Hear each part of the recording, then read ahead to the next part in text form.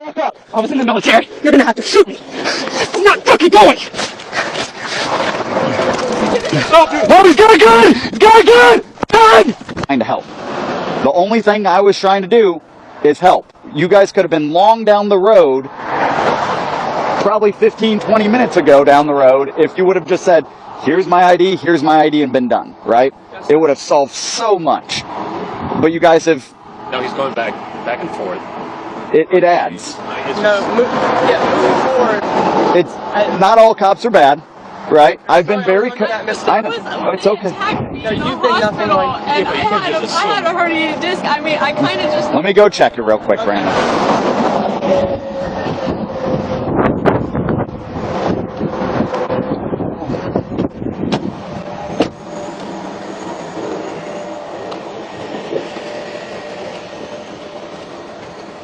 All right. Hey, Brandon. Hey, how you doing? All right. I'm going to have you turn around for a minute. All right. Turn. No. Hey, I'm not Brandon. going in cuffs. Brandon, we're not doing this. Listen to me. Hey, Brandon. I'm not. We're done. I'm not going in cuffs. Hey, Brendan. We're done. Stop. Brandon. Stop. Brandon. Stop. If you don't stop, I'm adding charges to you.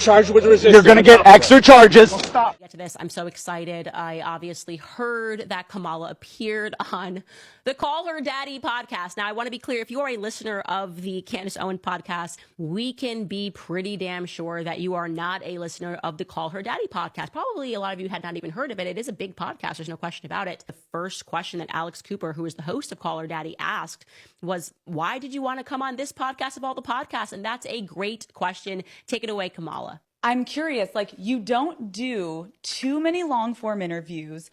What made you want to do Call Her Daddy today? Well, I think you and your listeners have really got this thing right, which is one of the best ways to communicate with people is to be real, you know, and to talk about the things that people really care about. I mean, what I love about what you do is that your voice in your show is really about your listeners. And I think especially now, this is a moment in the country and in life where people really want to know they're seen and heard and that they're part of a community, that they're not out there alone. And so I'm really glad to be with you. That's a lot of words and a lot of euphemisms to describe the community that she's referring to. For better or worse, what it is it's a sex-themed podcast. There's really no way that you can talk about Call Her Daddy without saying that it's women that get together and talk about sex. And I'm going to show you another clip, by the way. If you are young, I do want you to just turn this off for 2 minutes because we have cleaned it up as much as we can, and it still offends my ears so much. But it's important that I show this to you because I want you to have a realistic understanding of the podcast that this team, the presidential candidate, sat down and said, yes, let's do this podcast. To be clear, when it launched, they launched by, among other things, they started a blowjob move that was referred to as the Gluck Gluck 9000. Just so you understand how graphic this podcast can get. She has hosted various porn stars to speak about their favorite positions. One such porn star is Lana Rhoades. I'm going to let you listen to this. Again, we have cleaned this up as much as we can, and it still offends me. So if you just don't want to hear the next minute, you can turn down the volume, and I recommend that you do because that's what I would do. I am really doing this as a journalistic endeavor because it's important to understand who Kamala Harris is. When she gave you that word salad about the community of Call Her Daddy, this is what she's referring to. Take a listen. What are your go-to favorite sex positions? I am so basic. I love missionary. I love missionary too. I think it's great. I think it's great. It feels the best for me, like with Mike at least. One thing that's interesting that I just started like doing with him that I never did with anyone else is I said that we like missionary. So like whenever he's on top, I'll like, and he's like going and now I'll like pull him in like even harder just so it goes like all the way like deep. Are you pulling like hard. his hips? Yeah, his hips. How? Just slamming it in. And it's like you can't get in and hard enough. Like you're like, I literally want you inside. Enough. Seriously, it's offending me. It is genuinely offending me. Okay. And that, by the way, in her discussion with Lana Rhoades, that was the most PG portion. Even the description on YouTube, I'm just amazed. Like, I'm not allowed to make money on YouTube. And it's just amazing to me what is on YouTube. The description in the box on YouTube says Alex and former porn star Lana Rhoades discuss I'm not going to read this, bleep, bleep, bleep, your man, bleep, while he is on all fours, different types of, and I'm giving the nice word here, testicles, schoolgirl role play, and the strangest role play that Lana proposed to a boyfriend and got turned down.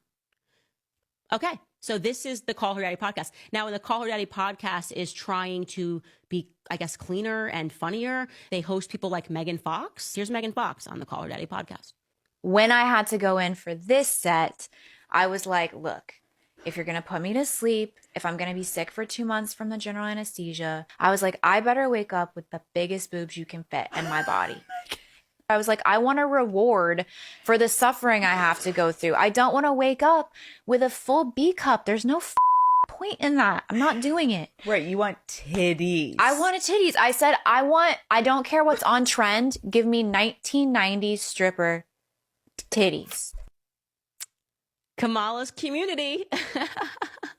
It's amazing. That's Kamala's community. You just listening to her explain this community is so great. Like she's just referring to a community of hoes. Like that's what she's referring to. It was a smart decision for her to go on this podcast. There's no doubt about that, because you are dealing with women. Now you can really understand why she took the conversation about abortion.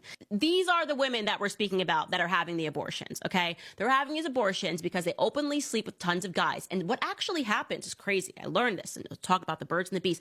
If you are having a bunch of partners, there is a chance that you are going to get pregnant. And there's going to be a chance that the person that got you pregnant doesn't want to have a baby with you, because he views you as a dump. You know what I mean? As like everybody's been with you and they don't want to commit with you.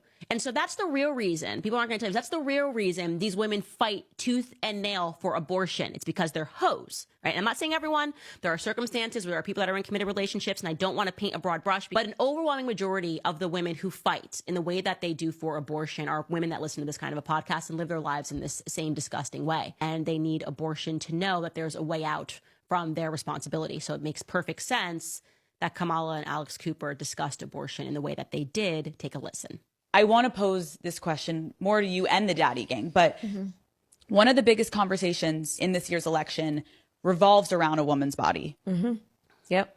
I want to take a moment, and can we try to think of any law that gives the government the power to make a decision I know what you're going to ask. about a man's body? No.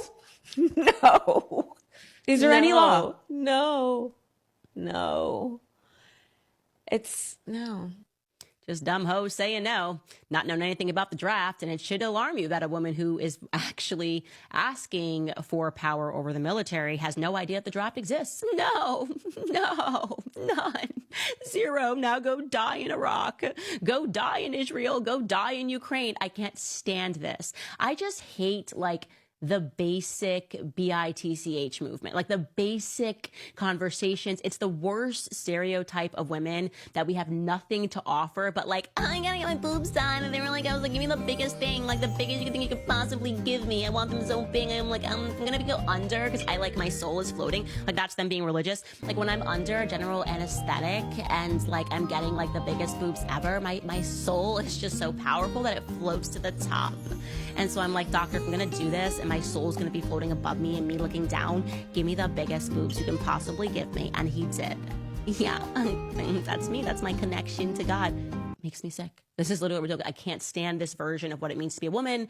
And I am so happy to have made a pivot away from that and to recognize when I see that, I want nothing to do with it. It is just, it further commits me to never casting a ballot ever for women who speak in the way that these two women just spoke about abortion, after a long list of women coming on and talking about their very, very many partners and how they like to get down with their very many partners. Donald Trump hand-selected 3 members of the United States Supreme Court with the intention that they would undo the protections of Roe v. Wade, and they did as he intended. Oh, you guys are at the wrong rally.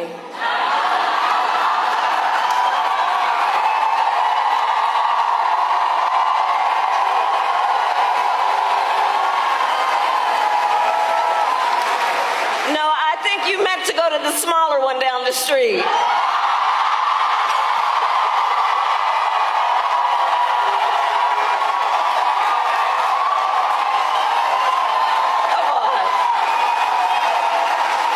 Well, black and white sports fans, LeBron James is triggered, folks. He's triggered. He's in his, 20th season or something like that. I didn't lost count. Probably his 21st, okay? This man now is on the Lakers. He started off his career with the Cavaliers, right? He had trouble getting stars to go to Cleveland. They didn't want to play there. LeBron James eventually jumped over to the Miami Heat. And in Miami, he could not get his way. Now, LeBron took a bunch of heat for going to Miami. I mean, that was Dwayne Wade's team, but Pat Riley was in control of that team. He wins a couple of championships. Then he goes back to Cleveland. And apparently, him and the owner didn't even speak like in the 4 seasons there. He did pick up a title. That's when the Warriors blew a 3-1 lead. Then he went to the Lakers, guys. And he's still with the Lakers right now. Now, ESPN's Ramona Shelburne actually made a statement on the reason why LeBron James went to the Lakers. And folks, LeBron James is very, very upset with Ramona. Now, people at ESPN, man, they always talk so openly and glowing about LeBron James, he could do no wrong. Now, what Ramona actually said really wasn't that bad. It really wasn't. But LeBron James still got triggered, guys. And he made a post on Hits, and he lost his mind. He really did lose his mind. Now, when these insiders come out and say a couple of things, about, oh, a player was thinking this, thinking that, I don't know if it's always true or not. Okay, I'm not saying what she actually said was true either. However, it was really nothing, to tell you the truth. And this kind of ties back to Kobe Bryant. Yeah. Sick and tired of somebody trying to lure us down like we're some kind of damn duck with some fake Negroes to lure us in so we can be trapped. We don't want any more damn decoys. We want black people in charge. We want black people getting the game. We don't want show. We want somebody to answer the questions. We don't give a damn what you feel like. We want to know what you're going to do. So when are we going to get that? And when are we going to start insisting that we get that? And when are we going to get over this idea that just because they look like us, they're supposed to help us? And by the way, aside from her being a fake, even if she was real, what is her connection to America? Her parents weren't trying to be immigrants. They were just here temporarily on student visas and work visas. They were passing through. She grew up in Canada. She doesn't have the instincts of what we have here. She can't even talk about it right. Oh, we're going to have to do something about the fact that we didn't get our 20 acres and a mule. Every damn somebody in America, including the white folks, knows it was 40 acres and a damn mule. And she's talking about 20. So we need to do something about making this real. You